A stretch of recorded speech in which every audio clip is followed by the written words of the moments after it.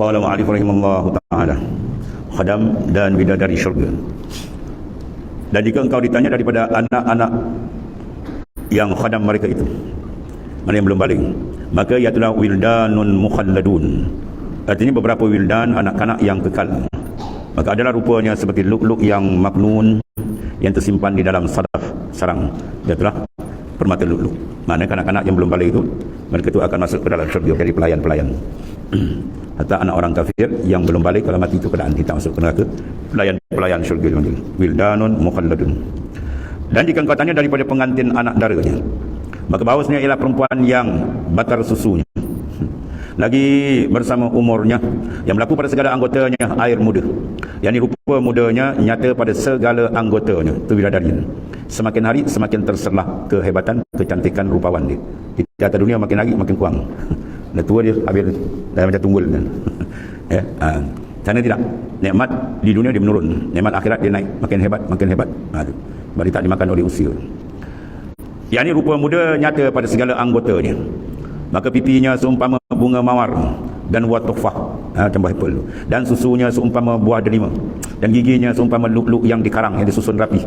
Dan apabila keluar ia, maka berlarilah matahari itu di dalam keelokannya. Dan apabila tersenyum terang seperti kilat keluar daripada giginya. Ini gambaran maknanya bidadari segi hurul ain. Dan apabila ia berkhabar akan suaminya, maka ada pada sangka kamu, ya, apa pada sangka kamu dengan ceteranya orang-orang yang amat kasih. Dan dilihatnya lemak di dalam sera betisnya, maknanya kecantikan dia punya apa? Kulit tembus dan di luar kulit dan daging, dan tiada menutup akan dia oleh kulitnya, mana kejernihan kulit itu. Walhasil itu kok hebat, kita nak bayang pun tak nak bayang kan. Tentulah hebat dia. Maknanya nikmat di dalam syurga tidak ada sesuatu pun yang boleh dipertikai. Ya, kalau boleh dipertikai itu bukan syurga namanya.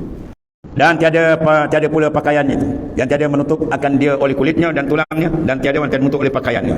Dan jikalau ia menilik kepada dunia yang amat kelam, kata dunia ini kelam, nasaya terang terlebih daripada matahari, ya, sinaran nur dia itu, masya-Allah. Nasaya penuh, ya, dunia ini dengan keharuman bau dia. Kalau dia jenguk muka dia, satu dunia kan, satu kampung kan ni. Satu dunia yang penuh dengan semerbak keharuman yang sangat dahsyat. Dan saya mengucap, ya, segala lidah makhluk tahlil dan takbir dan tasbih, ya, kehairanan punya kecantikan dia dan keharuman dia. Dan saya berhiasan pada segala tepi langit sekaliannya, dan saya tiada dapat pejam tiap-tiap mati. Kalau dia terpandang bila dari mati tak kelip tu maksudnya. Dan saya padam segala cahaya daripada matahari. Punya hebat tak hebat dia. Dan bulan seperti hilang cahaya bintang terkala nyata matahari. Macam bintang cantik berkerlapan, bila matahari terbit semua padam. Begitulah maknanya bila kecantikan ahli syurga ni, masya-Allah. Dan kain tudung kepalanya terlebih baik daripada dunia dan barang yang ada di dalamnya. Harga dia punya apa? Tudung kepala dia ni. Ini bukan macam tudung Indon kan. Kan tudung kita beli nak, ni tudung sana. Dan tidak beranak, dan tidak ada haid, tidak ada nifas, ya, dan suci pula daripada tiap-tiap hingus, tak ada alium meleleh tadi kan. Dan tak ada kahak, tiada kencing, tiada berak tadi, dan segala yang diluat, mana yang dijidikkan tadi. Sana nak cari toilet dan tadi. Makanan hebat-hebat, minuman semua lazat, bila dimakan dia akan diubah menjadi peluh. Dan peluh itu lebih harum daripada kasturi. Itulah di syurga kan. Kita makan sedap tu lagi jamban kan. Kemudian tiada binasa mudanya, mana dia tidak, mana dimakan usia jadi oleh kemudahan dia bahkan semakin hebat. Dan tiada buruk kainnya, dan tiada cemburu. Ya, di ramai-ramai itu kan tidak ada cemburu. Pada dalam syurga semua sifat-sifat kekejian ditarik oleh Allah Taala. Kemudian pendek pandangannya atas suami, maksudnya apa? Dia tidak minat. Ahli syurga ni dia tak minat kepada orang lain melainkan suami dia je. Wah, itu cantik kan ni. Dia ada kadang-kadang kita minat dia, tiba-tiba ditegur apa? Jantan lain lelaki hangat tengok. Dipuji je lelaki dia macam kan. Sana tak ada. Dia tak ada jeling lelaki. Memang perempuan daripada suami dia, masya-Allah. Maka tiada gemar kepada seorang yang lain daripada suaminya, maka suaminya itulah sehingga cintanya dan sukanya. Jika menyuruh akan dia, mengikut ia akan suruhannya. Dan jika memandang akan dia, nasaya menyuka ia akan pandangannya, ya. Dan jika raib ia, nasaya memelihara ia akan dirinya. Dan ia sifat yang seelok dipakai oleh isteri-isteri di dunia, ya. Kalau lelaki tengok dia puas hati, senyum je. Dia tengok lelaki penggerun tengok. Ya, bukan dia takut tapi menakutkan dia. Dan saya memelihara ia akan dirinya, maka adalah suami itu sertanya sehingga citanya dan tiada menyentuh akan dia, ya. Insun qablahum walajan, manusia sebelum mereka, mana penghuni syurga lain tak sentuh dia, suami dia je. Dan tiada pula jin, mana dia memang khas dijadikan oleh Allah Subhanahu wa taala untuk memberikan hadiah kepada ahli muti', mana orang yang memberikan ketaatan kepada Allah Taala di sana. Allahumma ja'alna minhum. Tapi ini bukan peringkat habis, ini terhebat sekali ru'yatullah, terbuka kita dengan Tuhan, itu paling habis, itu paling besar sekali lain. Kemudian tiap-tiap dipandangnya ia kepada suaminya, ya, memenuh akan hati suaminya kesukaan, ya, mana tidak ada sedikit pun tak puas hati lah maksudnya, cukup puas hati. Itu nikmat balasan Allah Ta'ala. Dan apabila keluar, maka penuh mahligai dan ghuraf bilik yang jadi itu nur. Dan jika engkau tanya daripada umurnya, maka adalah ia satu rupa yang sama-sama di dalam pertengahan tahun mudanya, ya, sana lebih kurang umur 33 dan cantik, kan? Jika engkau tanya daripada eloknya, maka adalah engkau lihat matahari dan bulan. Dan jika engkau tanya daripada anak matanya, maka apa yang terlebih elok hitam daripada jernih putih yang sangat jilah, sangat jelas. Walhasil apa? Semua kecantikan dia hebat. Itu je lah, ya. Dan jika engkau tanya daripada warnanya, maka ia seperti yakut dan marjan, ya, warna permata yang sangat cantik. Dan jika engkau tanya daripada kejadiannya, maka ia fihinna khairatun hisan, ya, di dalam syurga itu ialah bidadari-bidadari yang baik-baik lagi, cantik-cantik mana. Dan jika ditanya daripada tertawa-tawanya pada muka suaminya, bila menghadap muka suami dia senyum, ketertawaan dia tu telah teranglah syurga. Dia ketawa, dia senyum, terang habis syurga, masya-Allah. Daripada cahaya tertawanya, dan apabila berpindah dari satu mahligai kepada satu mahligai, ya, katamu seperti berpindah matahari daripada satu cakrawala kepada satu cakrawala, maknanya hebat. Dan jika hadir ia akan suaminya, maka apa yang terlebih elok, mana alangkah elok tu maksudnya. Apa kata lebih elok, mana alangkah eloknya, terlampau elok. Demikian hadir itu. Dan jika dipeluknya akan dia, maka apa yang terlebih lazat demikian pelukan itu. Dan jika menyanyi, dia nyanyi sana tak apa, maka apa lazat ya bagi telinganya mendengar, maka nyanyiannya. Dan jika engkau kucuk akan dia, maka tiada adalah yang terlebih berahi kepadanya daripada demikian kucuk itu. Intaha, habislah.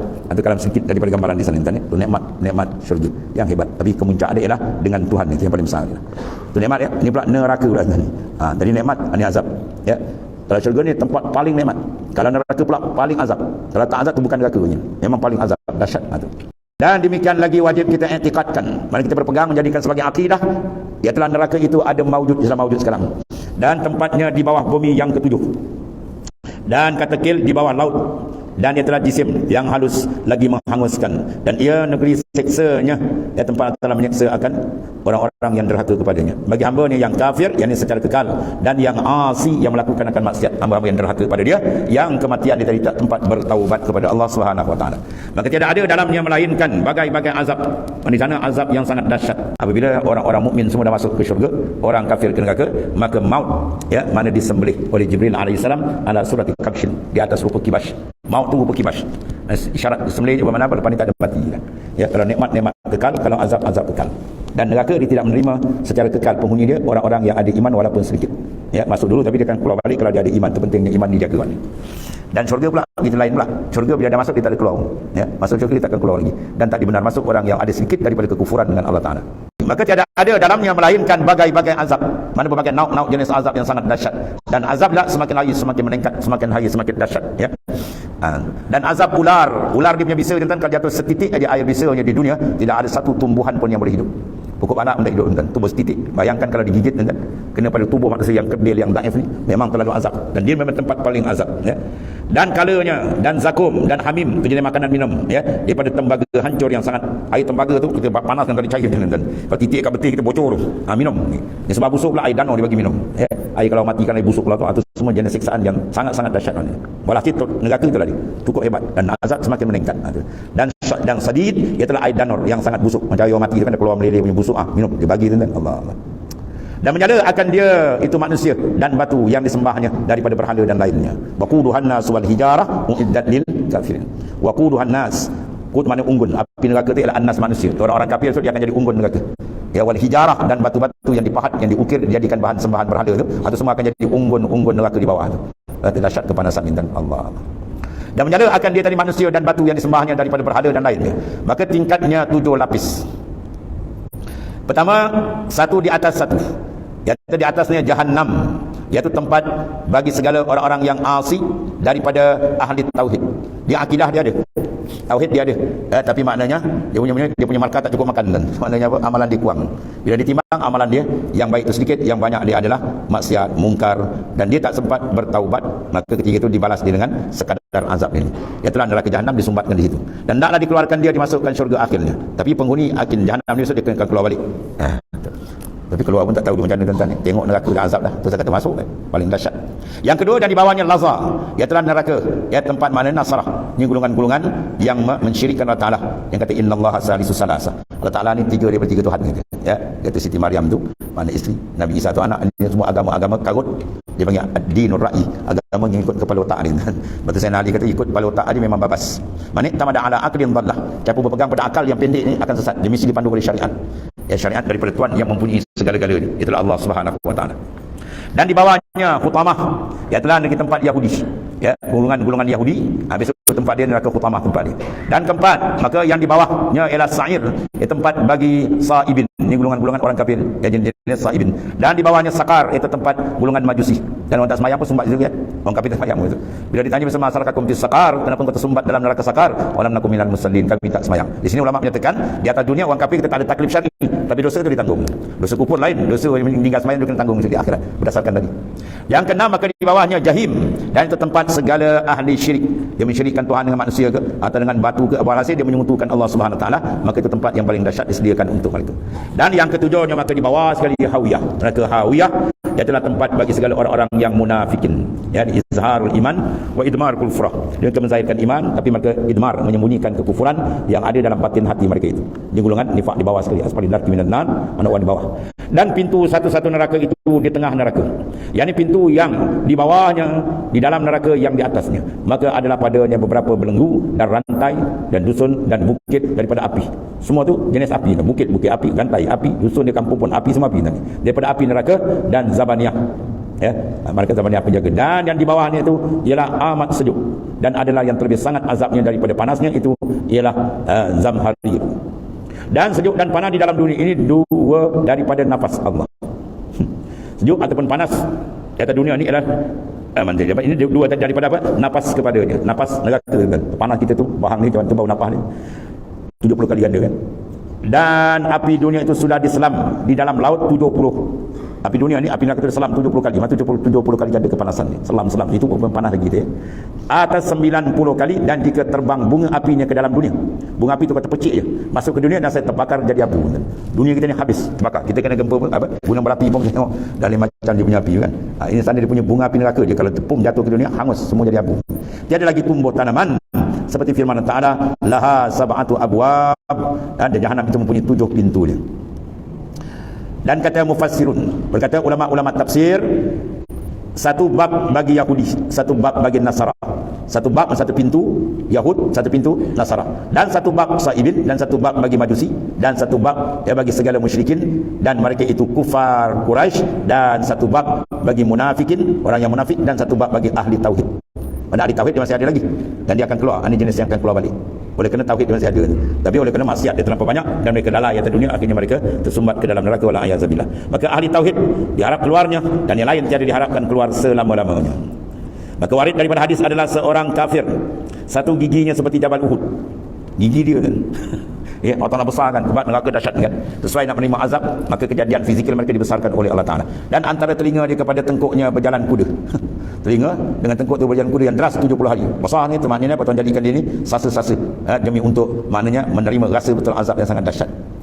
Allah. Di dalam neraka itu tiada hidup dan tiada mati. Ya. Innahu may ya'ti rabba mujriman fali annahu jahannam la yamutu fiha wa la yahya. Innahu may ya'ti rabbah, sesungguhnya mereka yang datang menghadap Allah Ta'ala, mana matilah. Ya, mujriman, berkubang dengan dosa dia. Ya, dia basuh benda jenis-jenis yang dibasuh, tapi dia terlupa nak basuh dosa dia, sangat penting dibasuh dengan taubat dan istighfar. Akhirnya mereka balik dalam keadaan berkubang dengan dosa dan mungkar, maka fali annahu jahannam, disediakan bagi mereka neraka jahannam. Sifat dia apa? La yamutu fiha wa la yahya. La yamut, dia tidak mati. Badan sembelih kibas kan, roh apa nama tu, maut sembelih tak mati. Wala yahya, dia tak mati, hidup. Hidup pun tidak. Apa makna tidak hidup? Tak mati satu, tak hidup mana tidak hidup sebagai hidup mengecapi nikmat, itu maksudnya. Ya, hidup itu dalam penuh dengan azab yang maha dahsyat, wala yazabillah. Maka azabnya bertambah-tambah, tiada kurang. Na'udzubillah min ghadabillah, melindung kami daripada kemurkaan Allah Ta'ala. Dan warid pula bulan dan matahari dimasukkan keduanya ke dalam neraka seperti dua lembu jantan. Ya, ada warid, ya, mana hadis. Biasa kalau warid hadis ni ada kadang-kadang hadis dhaif, di bab targhib dan tarhib kita boleh pakai itu untuk memberi apa? Kita menggemar atau menakutkan. Boleh. Bab warid wa warada fil hadis. Itu kalau kata wasabata fil hadis, dia kata sabit, itu mana hadis sahih. Itu biasa ibarat kitab. Dimasuk keduanya ke dalam neraka seperti dua lembu jantan menanduk keduanya akan orang yang menyembah dia. Ya, akan jadikan siapa menyembah bulan Jepun kan, matahari Jepun sembah kan. Tapi siapa yang menyembah matahari dan menyembah bulan, maka tu ajar masukkan di dalam neraka itu apa? Li ziyadah. ya, menambahkan ziyadah takzib, menambahkan azab lagi. Itu maknanya. Menambahkan dia, tiada menyeksa keduanya. Tiada menyeksakan, bukan makna dimasuk ke atas dasar menyeksa bulan dan matahari, tidak. Dia tolong menambah seksa lagi. Allah, itu semua kehendak Allah Taala. Hanya keduanya menyeksa isi neraka jua. Maka adalah syurga dan neraka itu negeri orang yang bahagia dan negeri orang yang celaka. Sama ada ahli sa'adah atau ahli syaqawah. Ahli yang mendapat kebahagiaan atau yang sebaliknya. Diberikan berbagai-bagai nikmat dan diberikan berbagai-bagai azab selama-lamanya. Yang paling gol selama-lama. Ya, dia tak ada waktu akhir, selama-lama. Allah. Dan ada pun yang mempunyai iman, dan dikalau zarah, satu zarah ni apa? Jauhar pardi, ada panggil atom, kecil tapi ada sekalipun, maka keluar daripada neraka dimasukkan ke dalam syurga kekal selama-lamanya. Itu maknanya harga iman maha dahsyat. Sebab itu jaga iman, jangan jadi rosak. Tingkatkan iman kita, baca dia, siram dia, baca dia dengan ilmu dan siram dia dengan amal yang saleh.